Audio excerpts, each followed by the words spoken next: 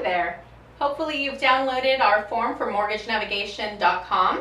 This is the Personal Budget Worksheet, and we're going to talk about how to fill this out so that you can use it when you're speaking with your servicer and they're asking you your financial information, or you fill it out prior to completing the request for mortgage assistance, which will also ask for your financial information. So let's go ahead and start out by filling out the information at the top. It's self-explanatory, your information, address, contact information. Now, your income. Please make sure that you're as honest as possible when filling out this form. Remember, it's not going to the servicer. This is for the purposes of you sharing the information with us so that we can help you decide what is the best course of action for you. So, first of all, income. Now, your income, you want to go ahead and list it separately. There's yourself, the borrower, there's the co-borrower, and there's other household members. So if for instance, you're renting out a room to your brother and he's paying $200 a month, make sure you fill that in the household income. Maybe you have some foster children, or you get some other type of income in the household. That would be where you would fill that out. Child support and alimony. Please only include this income if it is part of the amount of money that you want to be considered for this type of help. Because if it's money that you set aside for your child and you do not use it towards the household income, do not include it in this budget. Rental income. If you have rental income from another source, maybe you have a rental property or timeshare that you rent out on occasion, that's where you would fill out that income. Any other income, maybe you have an internet company that you sell items on, or eBay or Avon, go ahead and fill that in under other income. As far as expenses, the first would be your first mortgage. Make sure that you include the taxes and insurance. So this is your total mortgage payment on the first line. If you have a second mortgage on that property, go ahead and fill that on the next line here. Other mortgages. Now this would be for not only the property that you're requesting assistance on, but all properties that you own.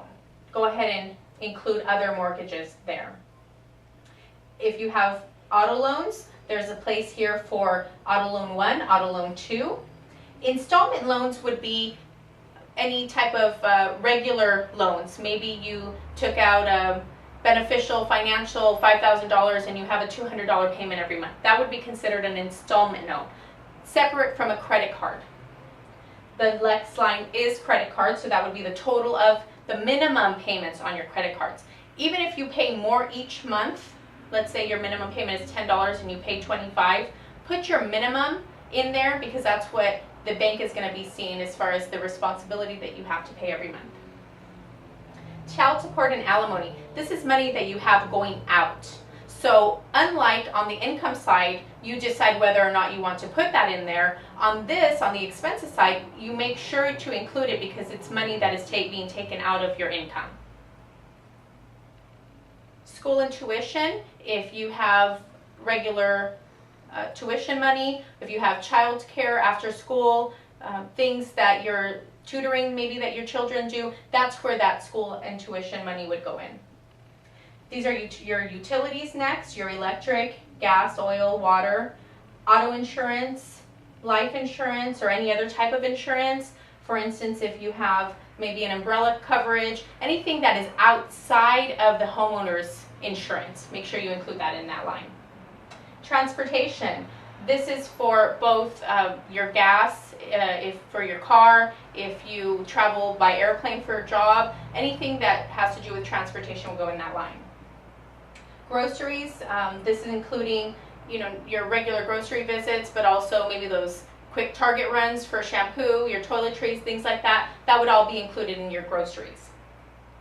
Dining out, including in that quick McDonald's drive-through when the kids get out of school, or if you have a budget to go out for date night once a month, make sure you include that in there. Cell phones, home phones, cable, satellite, internet, miscellaneous, and other. Make sure that when you're looking through this, if you have a gym membership, if you donate to your church, if you do any other type of monthly payments that are every month you can depend on making that payment, make sure you fill that out under miscellaneous.